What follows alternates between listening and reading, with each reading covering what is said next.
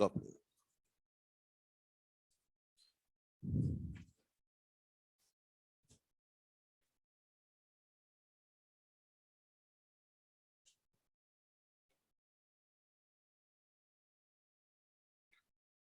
देखिए, अपनी बात चल रही थी लेटरल शिफ्ट के बारे में।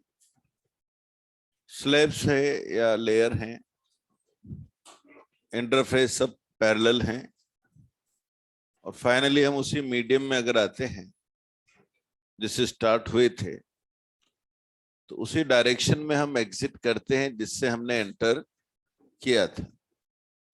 ये हमने सीखा है। जैसे हम इसको ऐसे एक स्लैब में अप्लाई करें, तो ये हमारे पास एक स्लैब है, और मान लीजिए यहाँ इंडेक्स μ1 है, यहाँ μ2 है। लाइट ने यहाँ θ1 स्लैब μ2 की है, बाद में वापस μ1। यहाँ एंगल ऑफ इंसिडेंस θ1 है, एंट्री होगी, ये एंगल मान लीजिए θ2 हो गया। अब क्योंकि दोनों लेयर पैरेलल हैं, तो इसको भी अल्टरनेट एंगल होने के कारण θ2 होना पड़ेगा। और एग्जिट किया है उसी मीडियम में किया है, तो जिस एंगल पे एंटर किया था उसी पर एग्जिट होगा। इसका मतलब फाइनली जब ये लाइट बाहर आएगी तो इसकी जो डायरेक्शन है वो वही होगी जो इनकमिंग डायरेक्शन है। तो एक तरह से हम ये कह सकते हैं स्लैब ने डेविएट नहीं किया, स्लैब ने केवल क्या किया, लेटरल शिफ्ट किया। कितना किया अगर हम ये बात करते हैं तो हम देख सकते हैं यहां डायग्राम से, ये लेटरल शिफ्ट है। यहां ये एंगल जो है ये डेविएशन है, θ1 माइनस θ2। पहली सरफेस ने तो किया था डेविएशन, पर दूसरे ने भी उतना ही डेविएशन अपोजिट सेंस में कर दिया, इसलिए नेट डेविएशन 0 रहा। पर अब अगर हम लेटरल शिफ्ट, अगर ये लेटरल शिफ्ट इतना है, हम इसको शिफ्ट लिख रहे हैं, ओ से एंट्री हुआ था, ओ डैश से एग्जिट हुआ है, तो इनसाइड द स्लैब जो डिस्टेंस ट्रेवल किया है वो है ओ डैश। तो हम इस ट्राइंगल से लिख सकते हैं shift upon O dash sine of deviation, यानी शिफ्ट हुआ है ओ डैश। लाइट ने स्लैब में कितना डिस्टेंस ट्रेवल किया है, sine of deviation produced by first surface. तो ये हमारे पास एक रिलेशन है। अब ओ डैश क्या है, डिस्टेंस ट्रेवल्ड है, कहां पर, इनसाइड द स्लैब। वो हमें डिस्टेंस ट्रेवल नॉर्मली नहीं देते, हाँ वो हमें स्लैब की थिकनेस दे देते। डिस्टेंस दे दी तो खैर ये फॉर्मूला लग ही जाएगा, पर वो डिस्टेंस नहीं देकर हमें क्या देते हैं, स्लैब की थिकनेस। तो ये जो ट्राइंगल हम यहां बनाएंगे, ये टी हो जाएगा थिकनेस, ये एंगल कितना है, θ2। तो इस ट्राइंगल से हम लिख सकते हैं T upon O dash cos θ2। तो ओ डैश की वैल्यू अगर यहां रख दें तो शिफ्ट हो जाएगा टी अपॉन कॉस θ2। ये वैल्यू तो एज इट इज लिखने में आ ही जाएगी। ये क्या है, ये डेविएशन है। और इस तरह से आप जो है कितना लेटरल शिफ्ट आएगा ये निकाल सकते हैं। तो लेटरल शिफ्ट, इनमें से जो भी डाटा दिया, हो सकता है उन्होंने हमें थिकनेस दी हो सकता है हमें उन्होंने डिस्टेंस ट्रेवल दिया हो, तो हम स्लैब के लिए कह सकते हैं कि वो कितना शिफ्ट करेगी। स्लैब डेविएट नहीं करती, पर कब की बात है नहीं करेगी, जब उसके दोनों तरफ सेम मीडियम।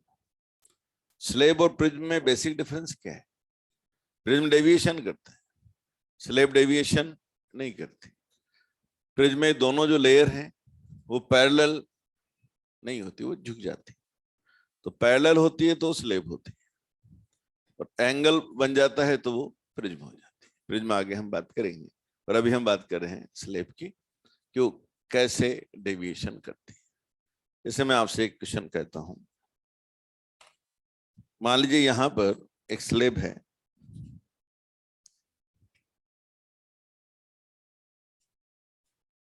जिसका रिफ्रैक्टिव इंडेक्स √3, यहां एंट्री हुई है 60 डिग्री पर, यहां से एग्जिट हुआ है। डिस्टेंस ट्रेवल्ड जो हुआ है वो ओ डैश, मान लीजिए 10 सेंटीमीटर। मेरा क्वेश्चन है, यह स्लेब ने इसे कितना लेटरल शिफ्ट किया, निकालिए।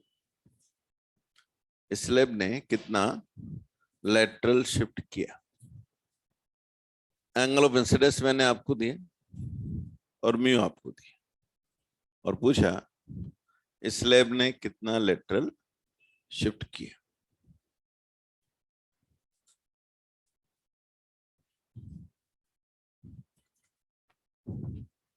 यहाँ ऑनलाइन ठीक है सर?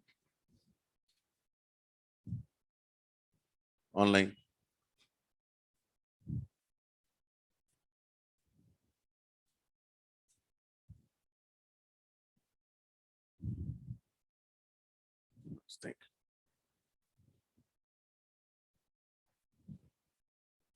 देखिए, क्योंकि डिस्टेंस ट्रेवल दिया है पर हमें ये मालूम नहीं है, डेविएशन निकालना पड़ेगा।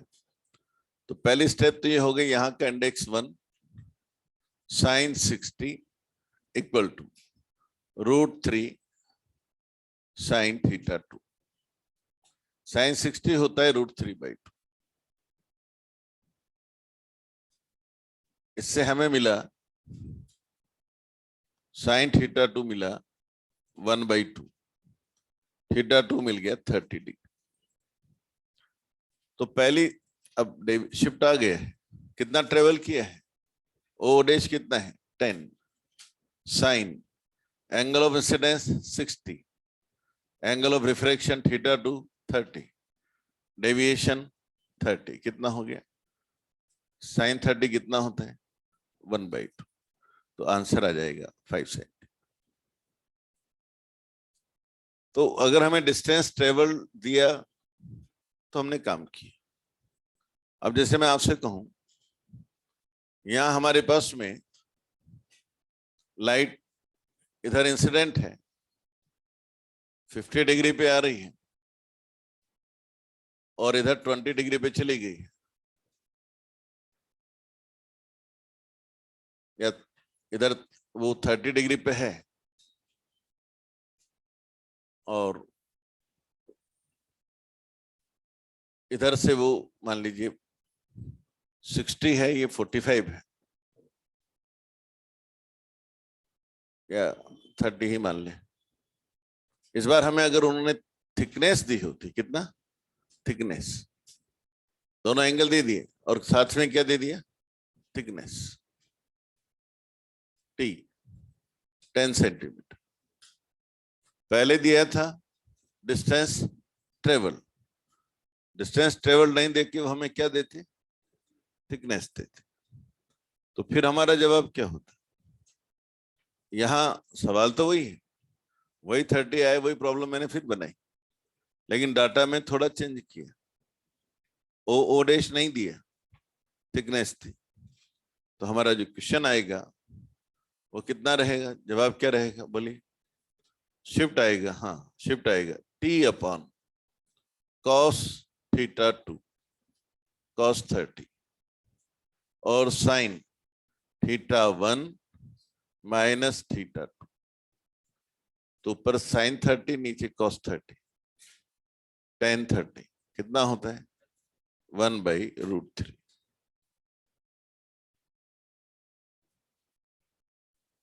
तो इस तरह से हम अपनी बात कर सकते हैं। तो कुल मिला के जो भी हमें कहा गया है समझना पड़ेगा। कि हमें उन्होंने डिस्टेंस ट्रेवल दिया है या उन्होंने स्लेब की थिकनेस दी। तो जो भी डाटा दिया है उसको यूज करके हम लेटरल शिफ्ट की बात कर सकते हैं। तो ये मैंने आपको सिखाया स्लेब क्या करती है। एक से ज्यादा लेयर है तो कल हमने बात की थी, आज हमने एक स्लेब को देखा है। अगली स्टेप,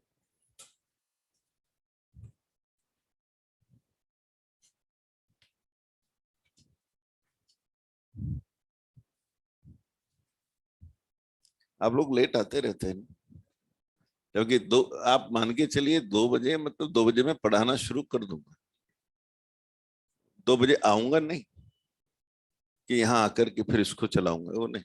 वो काम मेरा 2 बजे तक सब हो जाएगा। तो आपको उसी के अकॉर्डिंग, अब 5-7 मिनट के पीछे क्या होता है, टॉपिक पिछड़ जाता है, वो आपको नुकसान होता है। तो आप तो टाइम से आइए ना, मैं टाइम से आता हूँ तो आपको क्या दिक्कत है? बिजी रहते हैं, बहुत बड़ा काम करते हैं।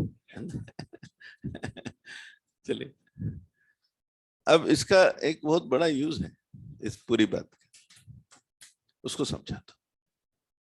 जैसे मान लो यहां से एनर्जी आई, एनर्जी इस तरह से आ रही है, अल्फा एंगल पे आ रही है, हम इसे देख रहे हैं और ये हमें यहां दिखाई देगा। अब हमने क्या किया, एक स्लेब को यहां इंट्रोड्यूस कर दी। देखें क्या होता है। जैसे हम स्लेब इंट्रोड्यूस करेंगे, ये हमने स्लेब इंट्रोड्यूस की। अब इस लाइट को देखें, ये इधर जा रही थी, इसको बनाता हूं। यहां हमने ये नॉर्मल डाल दी, नॉर्मल डाल दी।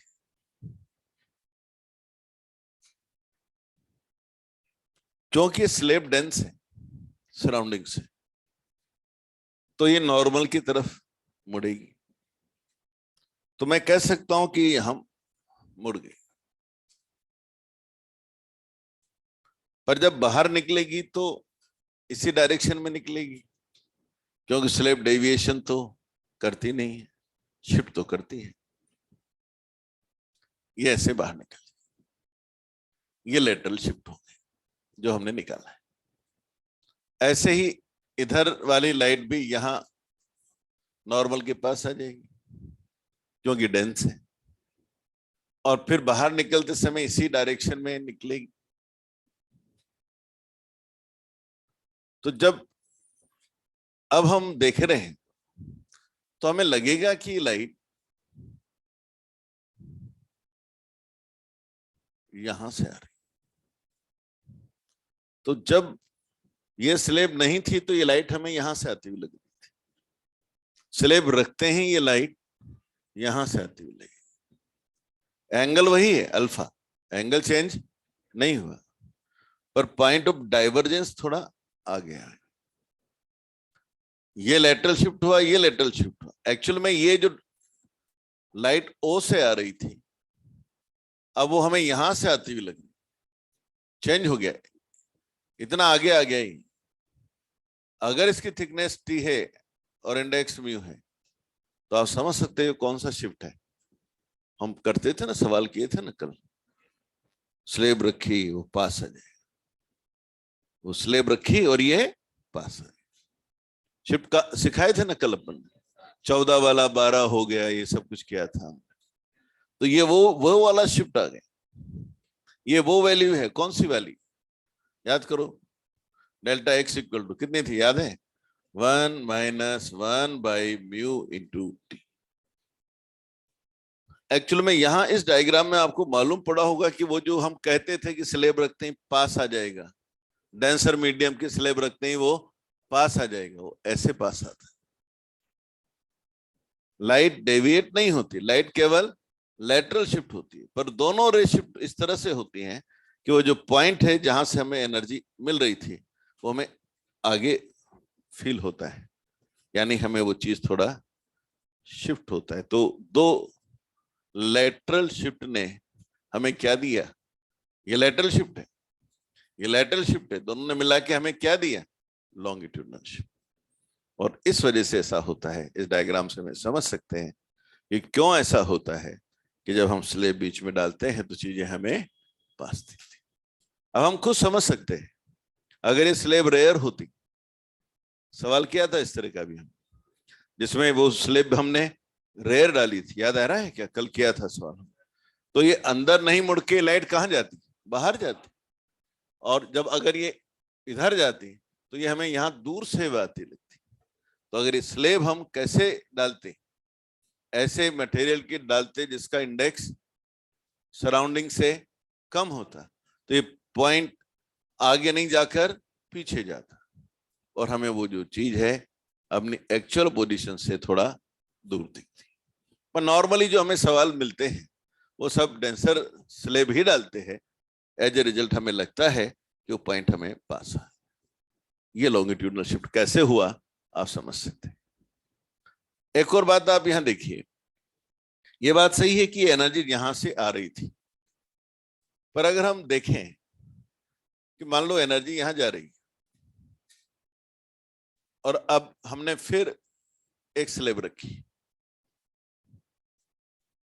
इस बार फिर हमने ये नॉर्मल लिया, हमें मालूम है नॉर्मल की तरफ मुड़ेगा, डेंसर है तो हमें मालूम है कि इसके पैरेलल बाहर आएगा, यहां भी नॉर्मल लिया, हमें मालूम है नॉर्मल की तरफ मुड़ेगा, हमें मालूम है इसके पैरेलल बाहर आएगा।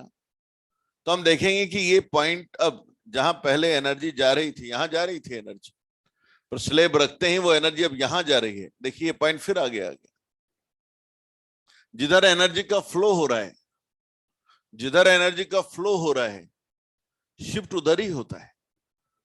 कितना होता है, ये वैल्यू वही है ये वाली, यानी स्लेब रखने से चाहे एनर्जी डाइवर्जिंग हो चाहे एनर्जी कन्वर्जिंग, वो पॉइंट ऑफ डाइवर्जेंस या वो पॉइंट ऑफ कन्वर्जेंस, जिधर एनर्जी का फ्लो है उधर शिफ्ट होता है। कब, अगर स्लेब हमारी डेंसर मीडियम की, और इसका उल्टा हो जाएगा अगर स्लेब हमारी रेयर, तो स्लेब से ये असर आता है। लेटरल शिफ्ट तो हमने निकाला ही है, ये तो सवाल हो ही गया है। अब ये जो हमने सीखा है इसको एग्जाम में कैसे पूछते हैं वो मैं समझाता हूं कि वो एग्जाम में यूज कैसे होता है। अभी हमने सीख तो लिया कि भाई ये ऐसा होता है, एक प्रॉब्लम करते हैं।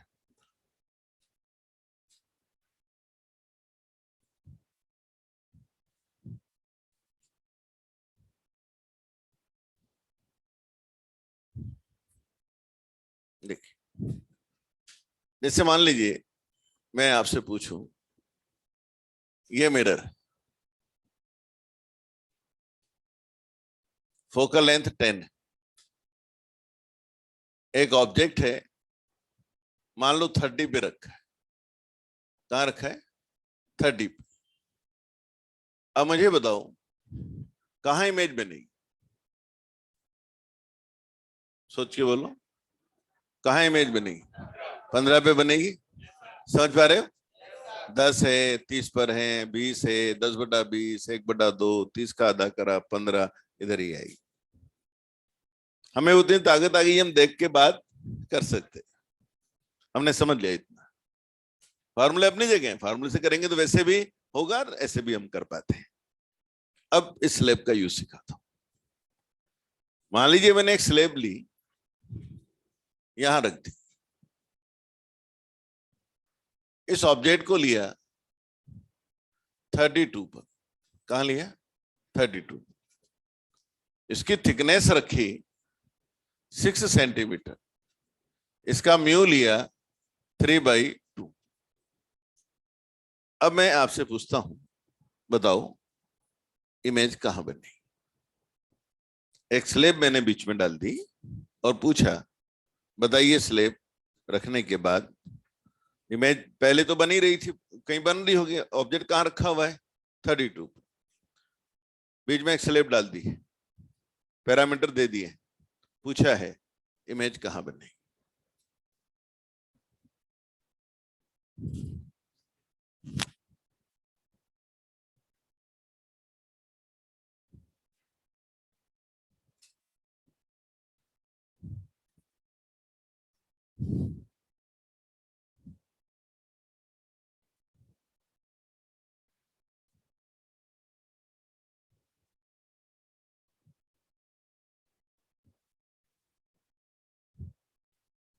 कितने लोग बताना चाह रहे हैं 17 पे बनी?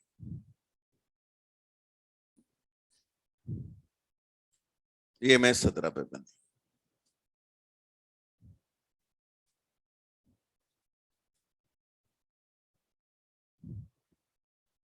देखिए मैं सॉल्व करता हूं।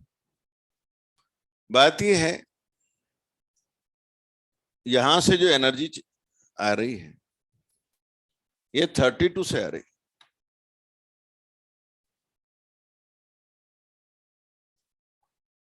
स्लैब डाली है, ये शिफ्ट करेगी, शिफ्ट होगा 1 minus 1 by mu into thickness, 2 centimetre का शिफ्ट होगा। मिरर को लगेगा कि ये 30 पर है, मिरर को 32 से आती हुई नहीं लगी, 30 से आती हुई, एक शिफ्ट हो गई। तो ये मिरर पे गई, मिरर तो यही मानेगा कि ऑब्जेक्ट 30 पे है। ये बात सही क्यों 32 पर है, तो स्लैब ने ये डिस्प्लेसमेंट करा दिया, शिफ्ट करा दिया लॉन्गिट्यूडनल 2 सेंटीमीटर का। अब अभी हमने पहले ये क्वेश्चन कर लिया था कि 30 वाले की इमेज कहां बननी है, 15 पर। तो मिरर कहेगा जाइए 15 पर इमेज बनाइए। अब ये एनर्जी लौटी और एनर्जी लौट करके कहां इमेज देने के लिए निकली है, 15 पर। तो ये एनर्जी 15 पे जा रही थी, पर आप समझ सकते हैं कि लौटते समय भी तो स्लैब से जाएगी। और अभी मैंने सिखाया था कि जिधर फ्लो होता है उधर ही आगे बढ़ना होता है। फ्लो इस तरफ था, जाना 15 पे था, 2 सेंटीमीटर आगे लॉन्गिट्यूडनल शिफ्ट होने की वजह से ये 17 पे पहुंचेगी, ऐसा हम कह सकते हैं। मेरे ख्याल से जवाब क्लियर है। तो ये मैंने आपको सिखाया कि स्लैब करती क्या है, आते समय भी शिफ्ट किया है तो लौटते समय भी शिफ्ट किया है, इसका काम शिफ्टिंग का है। डेविएशन तो नहीं करती, इस एंगल को नहीं बदला इसने, अल्फा एंगल था, अल्फा रखा, बस पॉइंट ऑफ डाइवर्जेंस या पॉइंट ऑफ कन्वर्जेंस को अलोंग द फ्लो, इधर जा रहे थे तो इधर, लौट रहे थे तो इधर, अलोंग द फ्लो उस पॉइंट को शिफ्ट किया। Good out. एक और क्वेश्चन करते।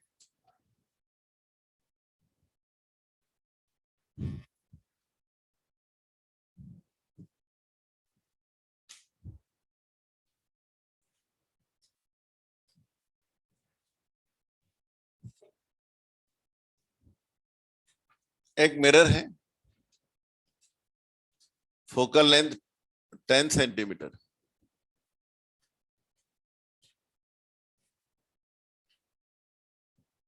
यहां 21 पे ऑब्जेक्ट प्लेस किया है, एक स्लेब यहां डाल दी, थिकनेस है 3 सेंटीमीटर, म्यू है 3/2। बताइए इमेज कहां बनेगी?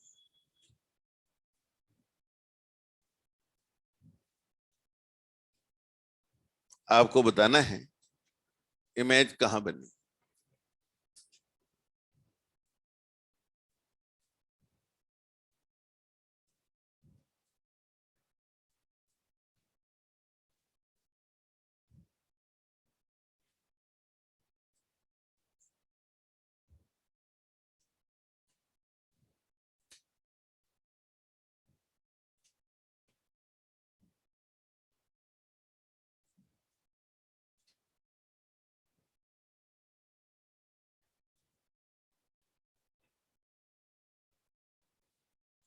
जहां ऑब्जेक्ट है वहीं 21। कितने लोग सोच पाए? गुड। जो नहीं सोच पाए फिर मेरे साथ सोचो। स्लैब की थिकनेस 3 सेंटीमीटर है, शिफ्ट आएगा 1 minus 1 by mu into thickness, 1 centimetre का शिफ्ट आएगा। तो ये एनर्जी मिरर को लगेगा कि 20 से आएगी, और 20 पर तो इसका सेंटर ऑफ कर्वेचर है, तो लौटते समय भी ये सेंटर ऑफ कर्वेचर पे जाएगी, 20 पे जाएगी, पर लौटते समय भी इसे इस स्लिप से निकलना है, तो 1 सेंटीमीटर आगे, यानी 21 पे ही जाए। एक तरीका हो सकता है आपने ऐसा सोचा हो, लाइट 21 से आ रही थी, 1 सेंटीमीटर आगे, यानी मिरर को लगेगा 20 से आई, मिरर को लगेगा सी से आई, मिरर को लगेगा नॉर्मल आई, और नॉर्मल लाइट रिट्रेस करती है, और इसलिए जहां ऑब्जेक्ट था वही इमेज बन जाएगी, क्योंकि उसे रिट्रेस होना है। तो जवाब देने के 2 तरीके आपके हो सकते हैं। आप रिट्रेसिंग के प्रिंसिपल से भी बता सकते थे, क्योंकि सी से आने वाली लाइट रिट्रेस होती है, और वो कहता है कि जहां ऑब्जेक्ट था वहां इमेज बनना चाहिए। तो ये मैंने आपको स्लेब क्या करती है वो सिखाया, आगे बात करते हैं।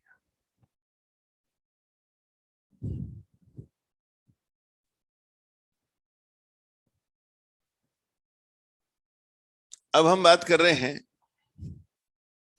एक फिनोमेना बात कर रहे हैं, नया पॉइंट, नया टॉपिक ले रहे हैं, टोटल इंटरनल रिफ्लेक्शन, और उसके बाद हम लेंगे प्रिज्म। प्रिज्म में TIR की भी मुझे जरूरत पड़ेगी, इसलिए उसको भी ले रहा हूं पहले। स्लैब में और प्रिज्म में अंतर आप समझा दिया मैंने, पैरेलल होता है तो स्लैब, और इंक्लाइन हो जाता है तो प्रिज्म। तो प्लेन सरफेस हम डिस्कस कर रहे हैं, फिर से ही 2 बातें और सीखनी है प्लेन सरफेस में, TIR और प्रिज्म। इसके बाद हम कर्व सरफेस पे आए। पहले बात करते हैं TIR। देखिए TIR में जब हम बात कर रहे हैं, पहले फिनोमेना समझिए। थोड़ा सा हिंट मैंने पोलराइजेशन पढ़ाते समय दिया था, आगे बात बढ़ाता हूं। यहां पहला मीडियम है, यहां दूसरा मीडियम। मान लीजिए ये रेयर मीडियम है, डेंस मीडियम, यहां नॉर्मल है। लाइट इधर से आई इधर जाएगी, बिल्कुल ठीक बात है। लाइट इधर से आई, हमें मालूम है लाइट का एक हिस्सा रिफ्लेक्ट होता है, हमें यह भी मालूम है लाइट का दूसरा हिस्सा डिफ्रेक्ट होता है। रिफ्रैक्ट हुआ, रिफ्लेक्ट और रिफ्रैक्ट हुआ। डेंसर मीडियम था तो नॉर्मल के पास है, I=R। एक बेसिक बात, एक बहुत बेसिक डायग्राम अभी बनाए। अब मान लो मैंने I बढ़ाया,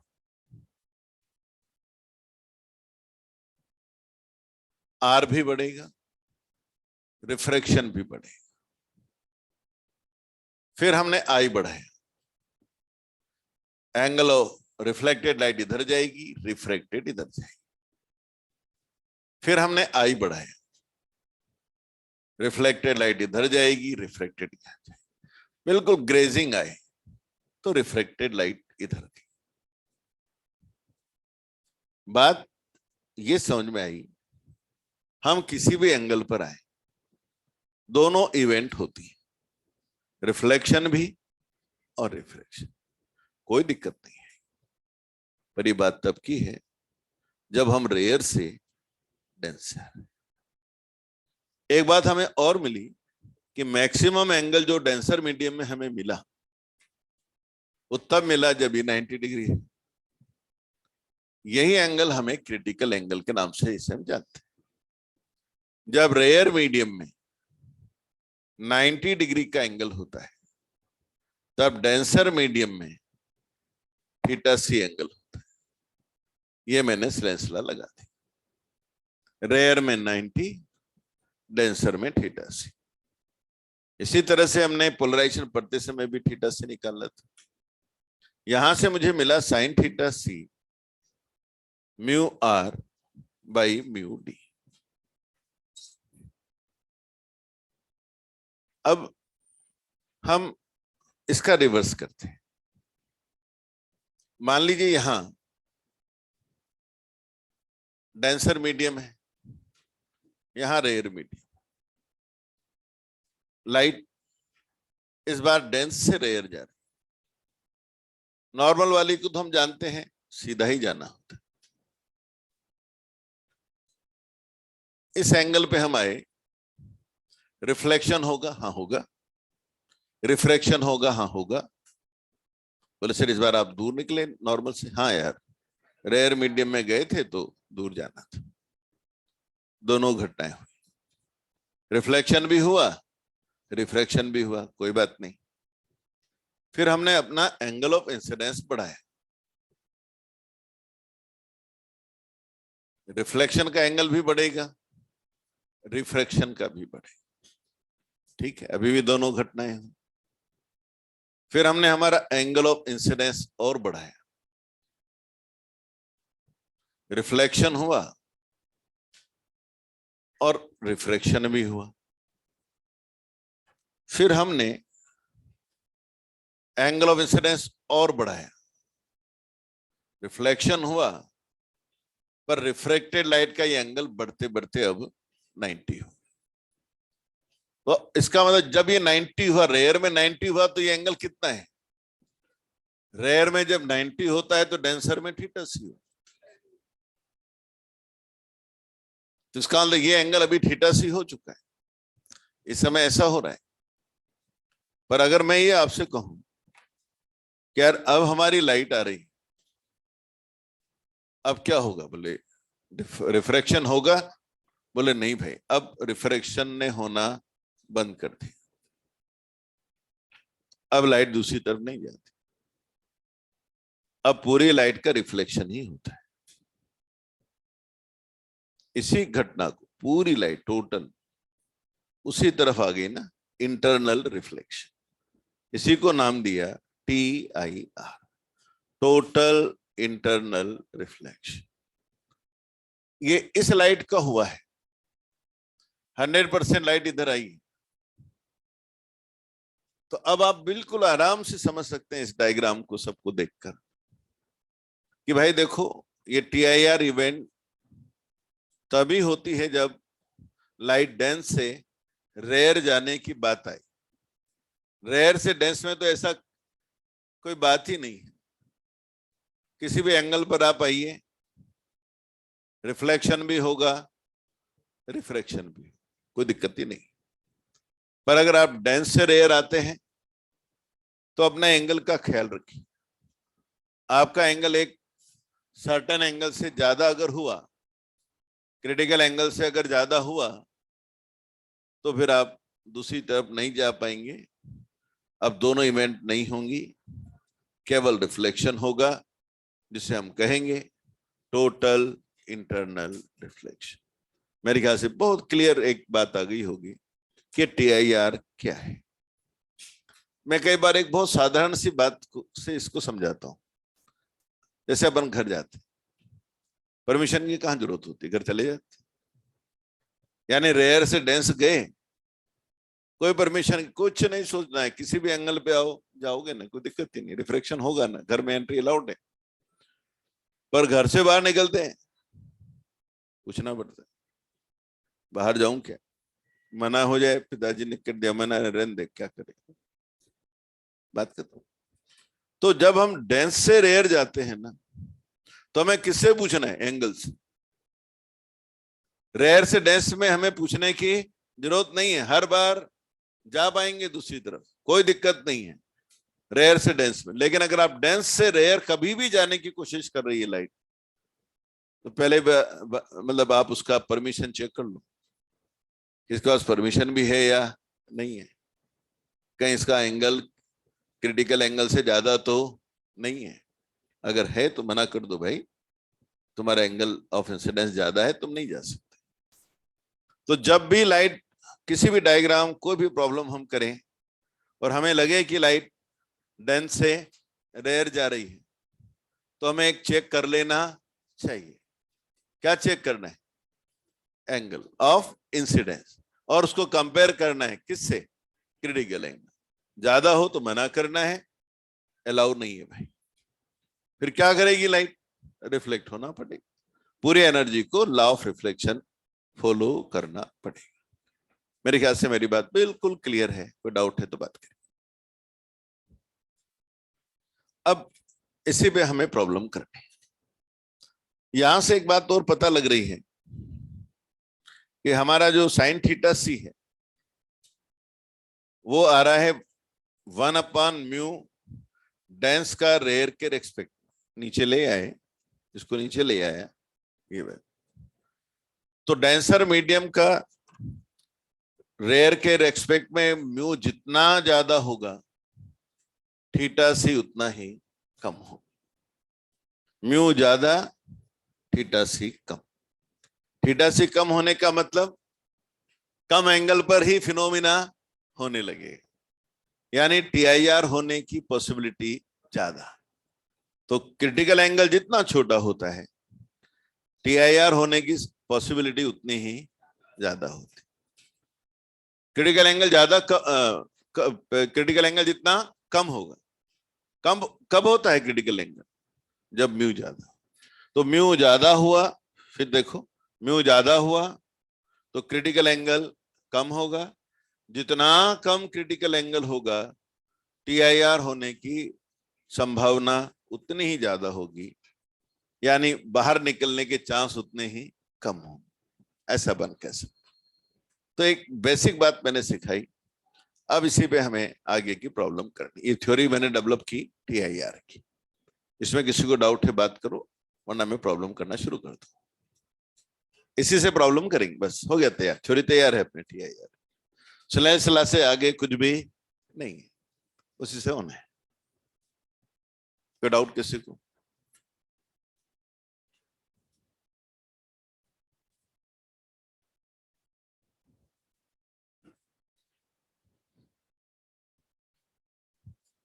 एक बहुत साधारण सा सवाल पहले करूं।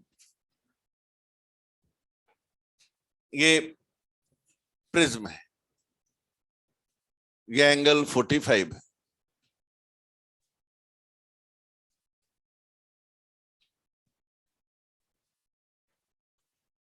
ये एंगल 45, ठीक।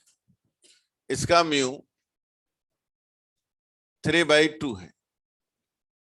बताइए, ये लाइट बाहर निकलना चाहती है, पहले तो एंटर हुई ए बी सी। मैंने आपसे पूछा ये लाइट किस फेज से बाहर आएगी? एसी से बाहर आ पाएगी? नहीं आ पाएगी।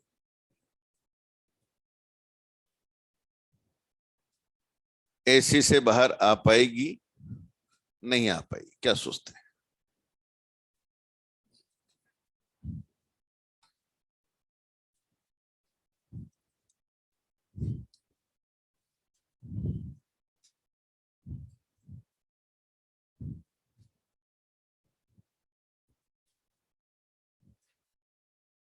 कोई जवाब दे पाए?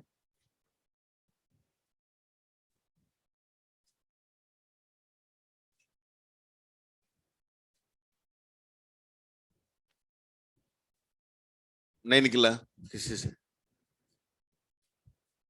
कारण पूछूंगा? नहीं निकला हूं, मैं जानता हूं नहीं निकला हूं। क्यों नहीं निकला? दिक्कत आ रही है एक, मेरे को याद है वो क्या दिक्कत है। फिर मैं आपसे पूछूं, यहां में 1 है, यहां 2 है, उल्टा लिखूं, ये 2 है और ये 1 है। डेंस है, रेयर है, ये डेंस है, यहां रेयर है। मैंने ये पूछा था ना कि निकलेगी बाहर या नहीं? नहीं जवाब दे पाए, क्यों? बोले सर हम ये नहीं पकड़ पाए क्रिटिकल एंगल कितना है। आई मालूम पड़ा क्या या नहीं पड़ा? आई मालूम पड़ा क्या? कितना मालूम पड़ा? हाँ 45 ये मालूम पड़ा। देखो अब मैं यही तो सिखाना चाह रहा हूं। कई बार हमें बात तो मालूम है पर हम उसको अप्लाई नहीं कर पा रहे। अब जैसे इस लाइट को अंदर डाला, नॉर्मल लिया, क्योंकि जहां बाहर निकलना है कि नहीं निकलना है तो आई देखना पड़ेगा। एंगल ऑफ इंसिडेंस देखना होता है तो नॉर्मल डालना ही है, उसके बिना तो एंगल दिखेगा भी कैसे। ये 45 है, ये 45 हुआ, ये भी 45 हुआ, यानी मुझे मालूम पड़ गया कि आई की वैल्यू 45 है। अब बात तो यह है कि आई तो मिल गया, पर अब मैं कैसे मालूम करूं कि क्रिटिकल एंगल से बड़ा है या छोटा है? तो मैं सोचूंगा मैं क्रिटिकल एंगल निकालूं। चलो मैंने कोशिश की। Sine theta C equal to mu R by mu D. R कौन है?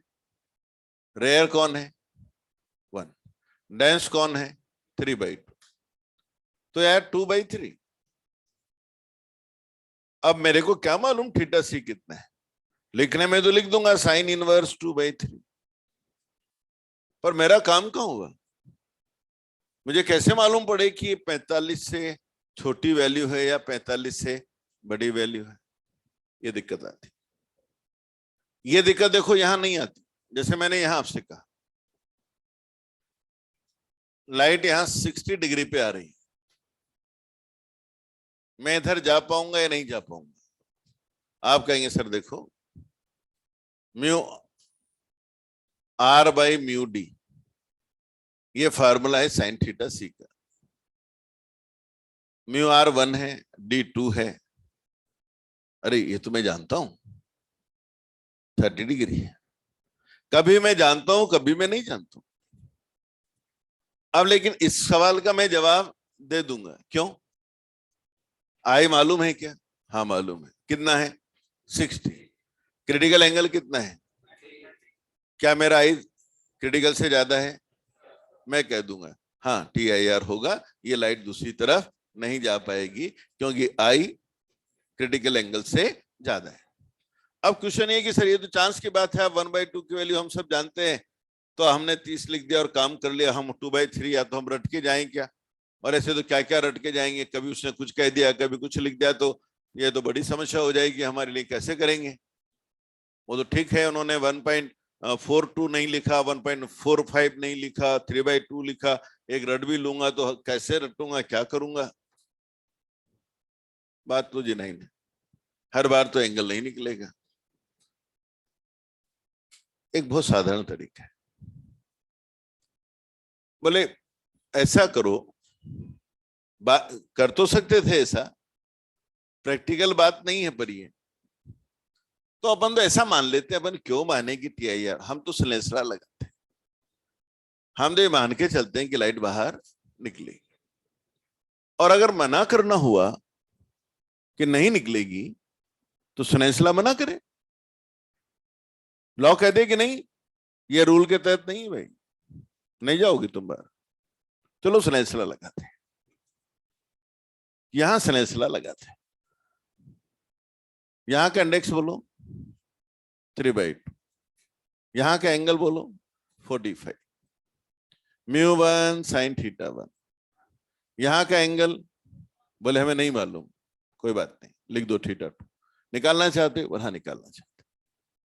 यहां का इंडेक्स 1 लिख दिया, सलेंसरा लगा दी। μ1 sin θ1 इक्वल टू μ2 sin। हमने तो ये मान के लगाया कि भाई रिफ्रैक्शन होगा। हम क्यों मानेंगे TIR होगा? हम तो मानेंगे कि लाइट गिरी है तो निकलने के लिए गिरी है, निकलेगी। कितने एंगल पे निकलेगी? θ2 मान लिया हमने, तो सोचा निकालते हैं वैल्यू उसकी। चलो सॉल्व करें। sin 45 कितना है भाई? 1/√2। तो नीचे हुआ 3 और नीचे हुआ अपना कितना कितना 2√2, 2√2। ये आया sin θ। अब मुझे ये बताओ ये 2√2 कितना होता है? कितना?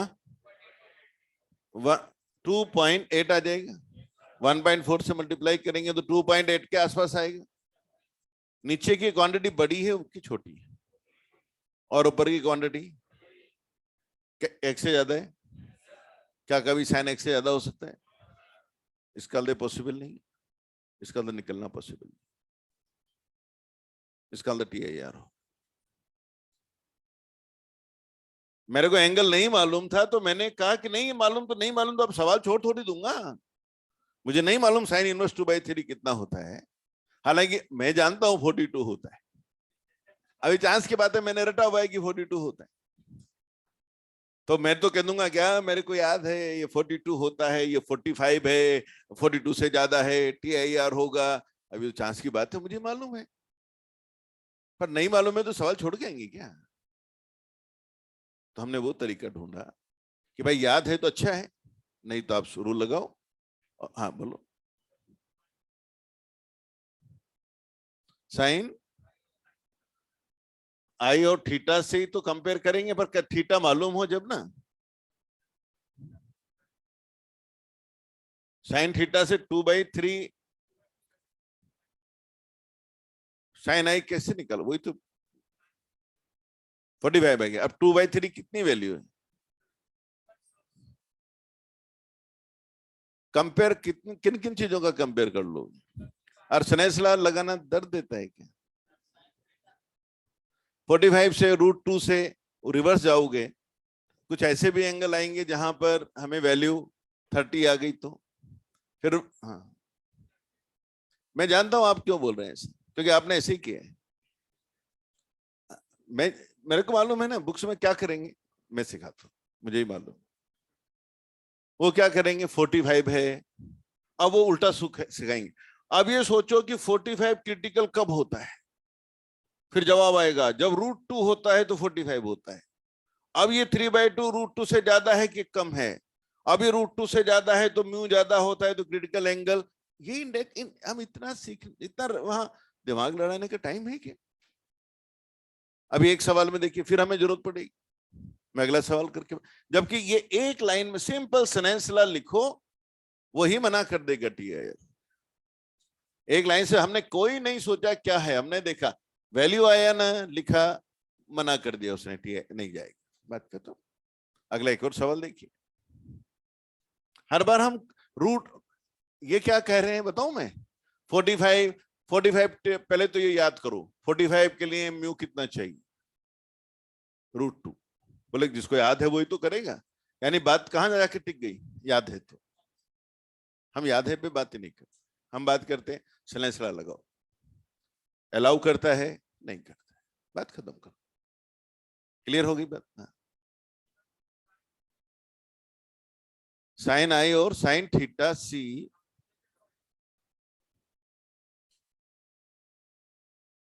शायद आप खुद सोचो आप क्या कह रहे हैं। एक एक नहीं, वो कुछ सीख रहे हैं, उनकी प्रॉब्लम है। हाँ,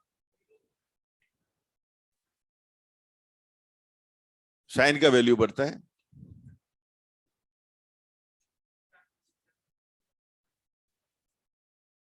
साइन आएगा। साइन अब 45 आया तो उसे क्या आया,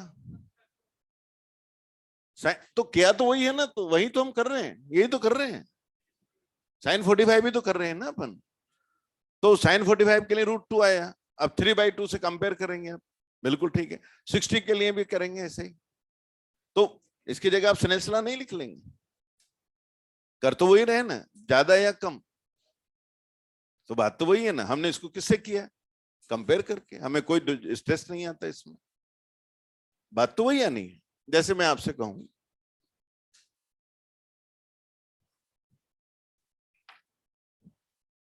ये √3 है,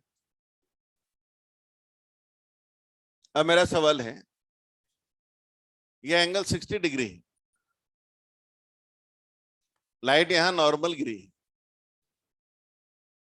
इस ये प्रिज्म मेरा आइसोसेलेस प्रिज्म है, बताइए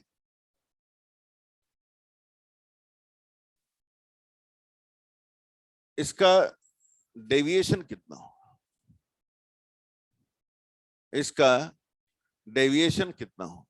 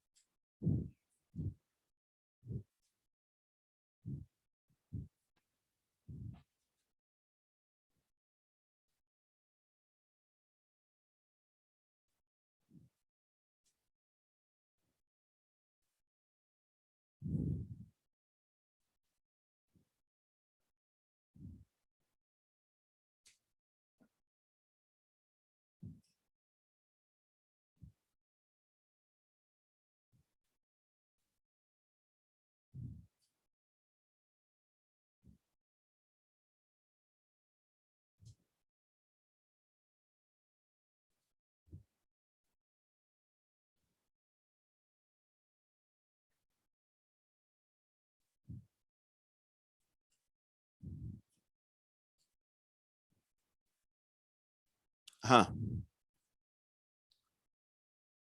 कितना डेविएशन होगा? कितने लोग 60 डिग्री आंसर देना चाह रहे?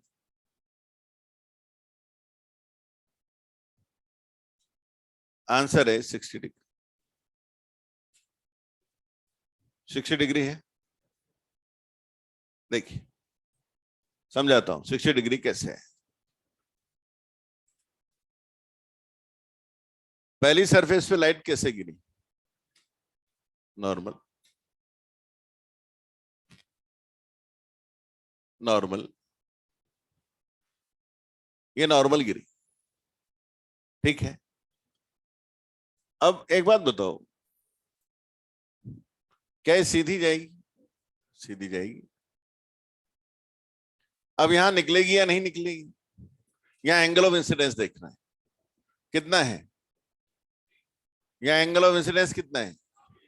हाँ, 60 डिग्री। अब वही टेस्ट करना पड़ेगा, फिर निकलेगी या नहीं निकलेगी। सिला लगा के देख ले, सिंपल एक लाइन में आ जाएगी। √3 sin 60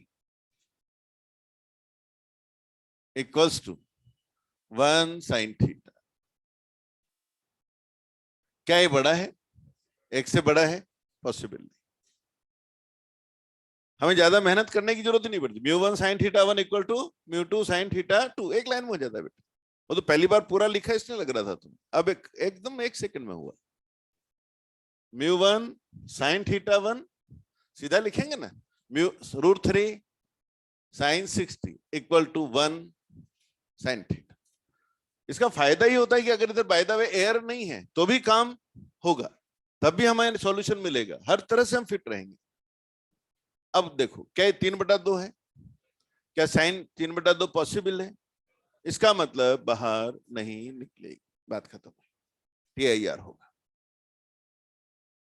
कितने एंगल पे जाएगी? कितना एंगल पे जाएगी? 60 पे जाएगी, इधर आएगी। अगर ये 60 है तो ये कितना है? 30। ये ऐसो 60 दोनों साइड बराबर, ये 60 ये 60, ये कितना हुआ? 90। क्या स्ट्रेट जाएगी? स्ट्रेट जाएगी। अब 3 इवेंट हुई। यहां डेविएशन नहीं हुआ, नॉर्मल गिरा था। यहां डेविएशन नहीं हुआ, नॉर्मल गिरा था। यहां डेविएशन हुआ रिफ्लेक्शन से। कितना होता है रिफ्लेक्शन से? 180 माइनस 2i। आई की वैल्यू 60, इसलिए आंसर 60 डिग्री। तो ये जो भी डेविएशन हुआ केवल रिफ्लेक्शन से। यहां हमें बस ये अब उन्होंने ये नहीं कहा कि हम TIR का सवाल पूछ रहे, उन्होंने सवाल कहां घुमाया? डेविएशन पर। हमें सोचना पड़ा कि यार ये बाहर निकलेगी या नहीं निकलेगी, फिर हमने सवाल किया।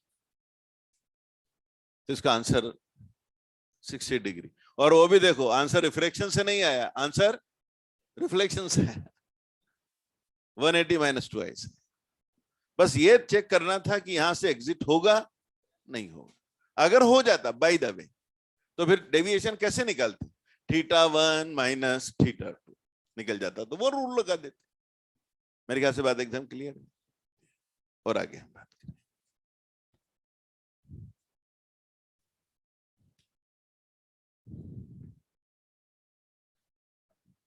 ये प्रिज्म, इसका एंगल A है,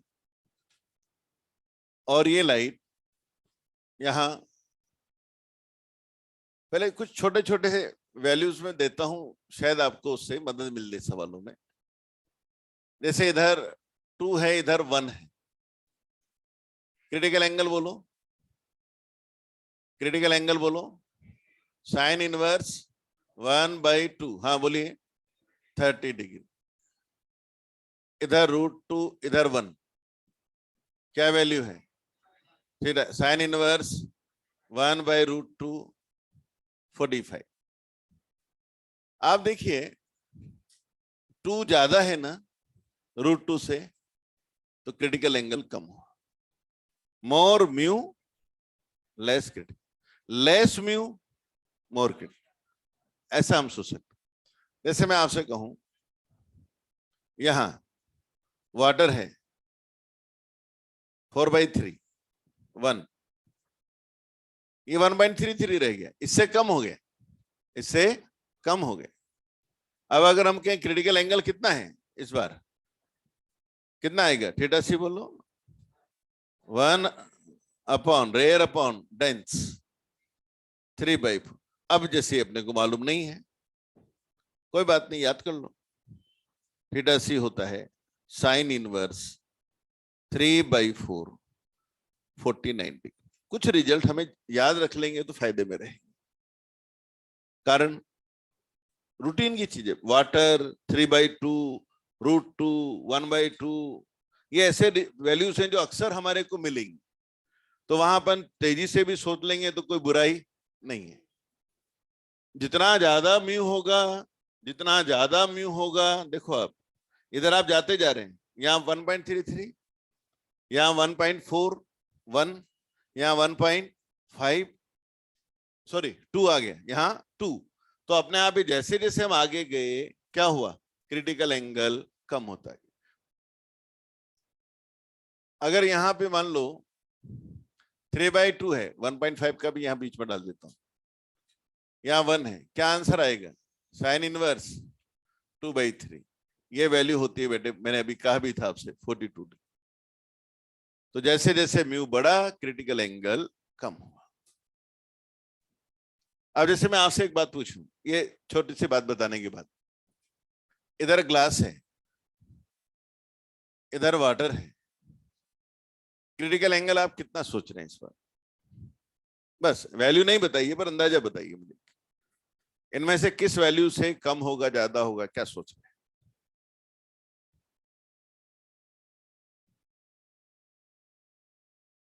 क्रिटिकल एंगल की वैल्यू आप क्या सोच रहे हैं? वैल्यू एग्जैक्ट तो नहीं निकालेंगे पर अंदाजा लगा सकते हैं, तो बताइए किस वैल्यू से, 49 से भी ज्यादा, 42 से कम?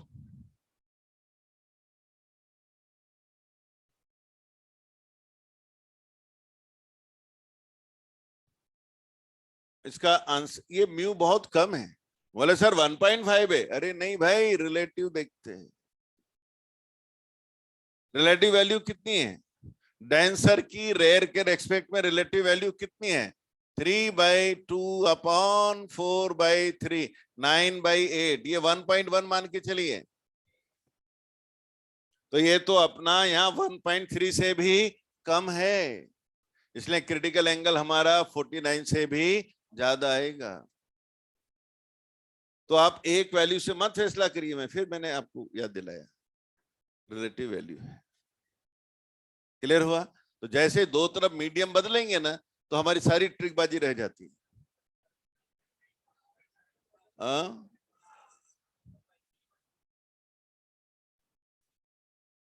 भाई देखो TIR कब होता है, तो सही तो है, उल्टा क्या है इसमें, 3 किसका रखना है, डेंस का रेयर के रेस्पेक्ट में, sine theta C mu R by mu D 4/3 upon, अच्छा हाँ नहीं सही है ना, बिल्कुल आप हंस रहे हैं, आपने ऊपर हंसीगा थोड़ी देर में। हाँ 3/2, ये आया 8/9, ठीक है ना, साइन थीटा सी में 8/9 आया, मैंने साइन थीटा सी थोड़े ना लिखा है, मैंने लिखा है mu of dense with respect to rare, क्योंकि मैंने आपसे कहा था साइन थीटा सी है 1 upon mu of dense with respect to rare, ये बड़ा होगा तो ये छोटा होगा, तो ये निकाला है मैंने तो, और आप यहां खुश हो रहे हैं, ये तो 8/9 रहेगा। खुश होने के अपने अपने कारण हो सकते हैं। और कह रहे थे को गलती कर रहे हैं, इनको पता भी नहीं पड़ रहा है। हम सही हैं, है ना, और खुश हो रहे हैं, हंसे। चलिए, क्या होता है, हम क्या सोच रहे हैं, हम म्यू आर थीटा से नहीं सोच रहे, हम क्या सोच रहे, डेंस वाले का रेयर के कंपैरिजन में जितना ज्यादा वैल्यू होगा उतना क्रिटिकल एंगल कम होगा। तो मैंने ऊपर डेंस लिखा बेटे, नीचे रेयर लिखा, ताकि ये वैल्यू की मालूम पड़े, अच्छा ये तो बहुत ज्यादा नहीं है, ये तो 1.1 ही है, यहाँ तो ये 1.3 था, यहाँ तो ये 1.4 था, यहाँ तो ये 1.5 था, यहाँ ये 2 था, यहाँ बढ़ता गया, एंगल कम होता गया। लेकिन अगर मैं 1.3 से भी कम होता हूं तो एंगल बढ़ता है, इसीलिए मेरा आंसर 49 से भी ज्यादा है। और जब हम इसको सोल्व करते हैं, ये साइन थीटा सी अगर हम सोल्व करेंगे, 8/9 को अगर हम सोल्व करेंगे टेबल से, तो ये आंसर आता है बेटे 63 डिग्री, जो इससे भी ज्यादा है। ये समझाना चाह रहा था। मोर म्यू लेस क्रिटिकल एंगल। मेरे ख्याल से मेरी बात अब क्लियर होगी।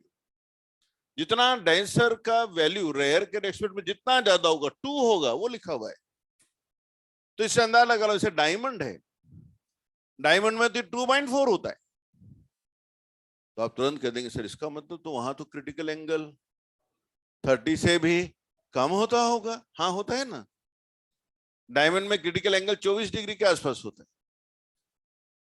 बोले सर फिर तो वहां TIR होने की चांस बढ़ जाते होंगे, क्योंकि क्रिटिकल एंगल छोटा है तो TIR होने के चांस बढ़ेंगे। हाँ बढ़ते हैं ना, और इसीलिए तो हम कहते हैं कि डायमंड में एक बार अगर किसी फेस से लाइट एंटर हो जाए तो बिफोर इट कम्स आउट कई बार उसका TIR अंदर ही अंदर होता है, और वही कारण बनता है उसकी चमक का, कहते हैं ना ऐसा।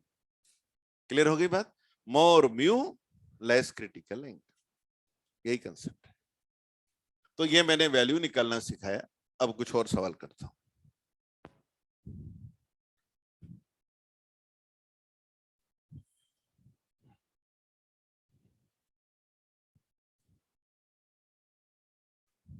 ये लाइट इधर से आ रही है, नॉर्मल आ रही है, इधर नहीं जा रही। मेरा क्वेश्चन है, बताइए प्रिज्म एंगल कितना है? आपको बताना है प्रिज्म एंगल कितना है।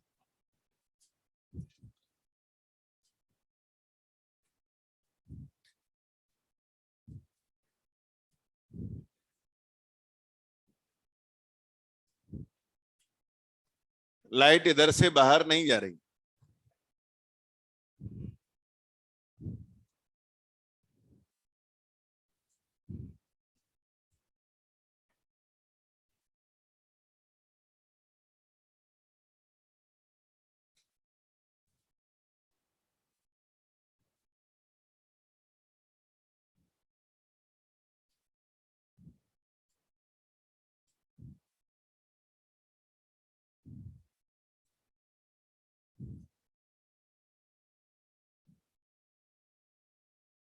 कितना है भाई? क्या आंसर दे रहे हैं?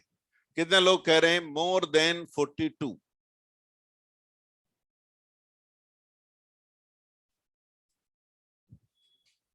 या कितने कह रहे हैं इंफॉर्मेशन सफिशिएंट नहीं है?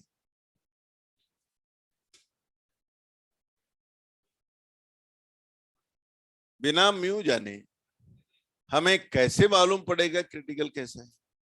आप इस डायग्राम से बस ये मालूम कर सकते हैं कि यहां नॉर्मल पे आया है, सीधा निकल गया, यहां एंगल ऑफ इंसिडेंस डालना है, नॉर्मल डाल लेंगे, ये 90 हुआ, ये 90 माइनस ए होगा, तो ये ए होगा। पर केवल एक इंफॉर्मेशन से थोड़े ना मालूम पड़ जाएगा कि निकलेगा या नहीं निकलेगा। मुझे मालूम तो करना पड़ेगा ना कि अब क्रिटिकल कितना है। अब अगर मैं कहता हूं कि नहीं निकलना है, इसका मतलब ये जो ए है ये बड़ा है। किससे बड़ा है भाई? थीटा सी से। अब थीटा सी के लिए बिना म्यू जाने करूंगा कैसे? तो अब यहां से बात आती है, अगर इसका म्यू √2 है, इसका म्यू √2 है, तो आपका जवाब आएगा ए मस्ट बी मोर देन 45। अगर इसका म्यू 3/2 है, तो याद आ गया 3/2 के लिए निकाल रखा है अपन ने, कितना है? 42। तो जवाब आएगा ए मस्ट बी मोर देन 42। मान लो इधर पानी है, यहां ग्लास है, यहां पानी है, अब बताओ ए मस्ट बी उधर नहीं जाना है ना, A must be more than 63 degree. तो मैं कहना चाहता हूं बिफोर आंसरिंग इट हमें पूरा इंटरफेस देखना पड़ेगा, उधर क्या है ये भी देखना पड़ेगा, ये ग्लास किस मटेरियल का बना है, उसका म्यू कितना है ये भी देखना पड़ेगा, तब जाके मैं फैसला कर पाऊंगा कि बाहर जाएगा या नहीं जाएगा। समझ में आई बात? केवल मैं यहां 3/2 लिख करके भी जवाब नहीं दे सकता था, पहले दिया 3/2 से 42 आया, लेकिन जैसे यहां पानी भरा मेरा जवाब बदलकर 63 हो गया। बाहर तब नहीं निकलेगा जब एंगल ऑफ इंसिडेंस क्रिटिकल से ज्यादा होगा। आई बात समझ में? चलिए एक सवाल पूछता हूं फिर आपसे। हाँ बोलिए। वाटर वाला केस नहीं आया, वाटर भरा हुआ है। अब मुझे बस ये बताओ, अगर ए बड़ा हुआ थीटा सी से तो लाइट नहीं निकलेगी, ये तो आया ना समझ में? इधर ग्लास है ना, इधर वाटर है ना, ये डेंसर है ना, ये रेयर है ना, आप क्रिटिकल एंगल निकालो। हाँ तो करो ना, मुझे थोड़ी सिखाना है आपको, आपको सीखना है। हाँ क्या है? 8/9 अभी। हाँ साइन इनवर्स 8/9 अभी कुछ सिखाया था मैंने, साइन इनवर्स 8/9 कितना था? 63। तो वही तो कहा मैंने, ज्यादा है तो नहीं जाएगी। हाँ ये एंगल क्रिटिकल से ज्यादा रहा, इस सेंटरफेस का क्रिटिकल वैल्यू कितना है? 63, यानी ए ज्यादा है 63 से, इसीलिए नहीं गई है बाहर, क्योंकि उसका TIR हुआ है। आया समझ में? नहीं आया? फिर मैं पूछता हूं, सवाल का जवाब दे देना, मान लूंगा आगे। हमारे यहाँ तो सीधा हिसाब चलता है, रोज टेस्ट होता है, हर 10 मिनट में टेस्ट होता है, कोई इशू नहीं है कि साहब टेस्ट में रिजल्ट मालूम पड़ता है, रोज मालूम पड़ता है। मान लीजिए ये कंटेनर है, ये ग्लास है, प्रिज्म, पानी भरा है यहाँ, ये 25 डिग्री एंगल का प्रिज्म है, लाइट इधर से आ रही है, ये 3/2 मटेरियल का बना हुआ है, यहां पानी है, 4/3 वाला है, ABC। क्या मेरी लाइट AC फेस से बाहर निकलेगी? Yes no?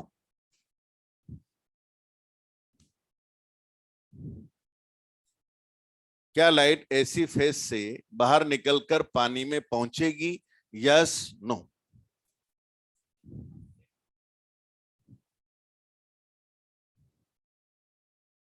आप यस भी बोलेंगे तो मैं पूछूंगा क्यों, नो भी बोलेंगे तो मैं पूछूंगा क्यों। हाँ कौन जवाब देना चाह रहा है? हाँ बोलिए बोलिए, आपको आ गया था ना, बोलिए। हैं? नहीं जाएगी? क्यों नहीं जाएगी?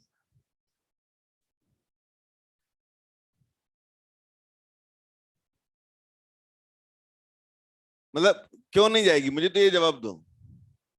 आप मना कर रहे हो ना, तो क्यों नहीं मैं मना कारण पूछ रहा हूँ। हाँ बोल रहे हो, मैं कारण पूछ रहा हूँ, इतनी सी तो बात है। हाँ आप बोलो। एंगल ऑफ इंसिडेंस कितना है? बस इनको, ये जवाब सही है। बात ये है, ये लाइट जब यहां आएगी तो यहां से निकलना है ना, पहला काम नॉर्मल डालो। अब ये 25 है, ये इसके पैरेलल है, तो ये 25 होगा, तो ये 65 होगा। आई मालूम पड़ा 65। अब इस इंटरफेस के लिए वही सवाल मैंने कहा था ना, वही सवाल, ये 3/2 ये 4/3 साइन थीटा सी, वही 8/9, वही 63 डिग्री, पर मेरा आई बड़ा है, 65 डिग्री का है, क्रिटिकल 63 का है, इसलिए नहीं निकला। मैंने कहा था ना नहीं आया, प्रूव कर दिया कि नहीं आया। वही 8/9 नहीं पहचान पाए हम फिर से। आप क्या सोच रहे हैं वही सवाल आएगा जो हम कर रहे हैं, वही सिचुएशन आएगी, वही 8/9 आएगा, पर आई इस बार हमें निकालना पड़ेगा। तो बात यह है कभी भी कोई सवाल करें, सिर्फ क्या देखना है, हम किस एंगल पे आए। दूसरी बात, थीटा सी, थीटा सी एक तरफ से नहीं आएगा बेटे, दोनों तरफ से सोचेंगे और फिर कंपेयर करेंगे। और बाय द वे मालूम नहीं है वैल्यू, ये तो चांस की बात है, 63 में बता क्या आया था, फिर क्या करेंगे, स्ला लगा दे। मैंने सिखाया आपको μ1 sin θ1 इक्वल टू μ2 sin, वो फैसला करते हैं, कुछ तो करेंगे ना। क्लियर हो गया? तो यहां पर आई बड़ा है, काम कर गए। अब आप कैसे, हमें बाय द वे 63 मालूम नहीं होता तो ये सवाल हम नहीं कर सकते थे। इसीलिए मैंने कहा कुछ रिजल्ट याद होना चाहिए, इसीलिए मैंने कुछ रिजल्ट बताए, 42 बताया, 45 बताया, 49 बताया। कुछ रिजल्ट ऐसे कॉमन रिजल्ट हैं जो एग्जामिनर मान के चलता है कि शायद इनको आते हो, और वो उसका यूज कर जाता है। कई बार हम लड़ थोड़ी सकते उससे कि उन्होंने नहीं दिए, बाहर आगे करते रहो, कुछ नहीं होता है। आगे बात करें।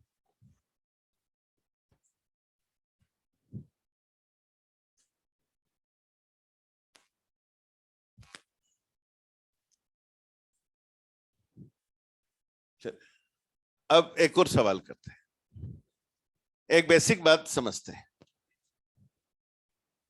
यहां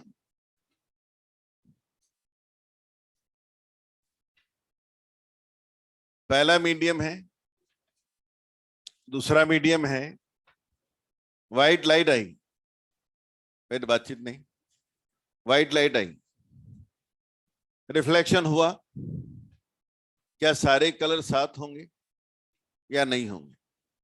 रिफ्लेक्शन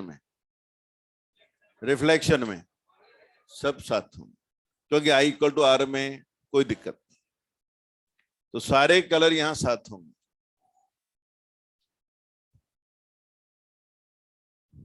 रिफ्रैक्शन में सारे साथ होंगे या नहीं होंगे?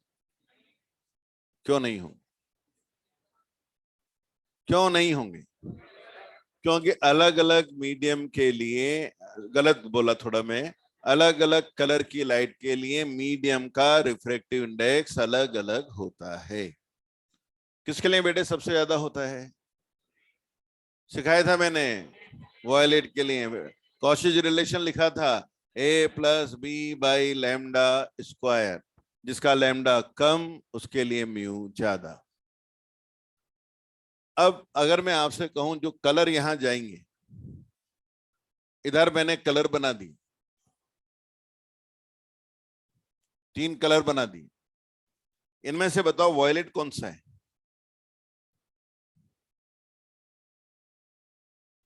इनमें से वॉयलेट कौन सा है?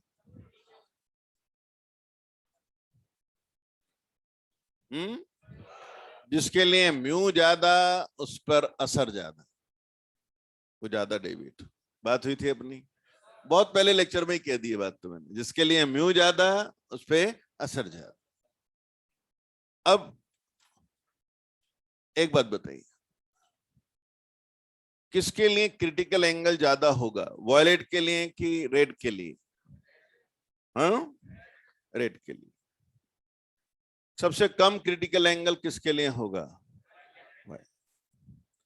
बात ऐसे समझे, जब हम ये एंगल बढ़ाएंगे,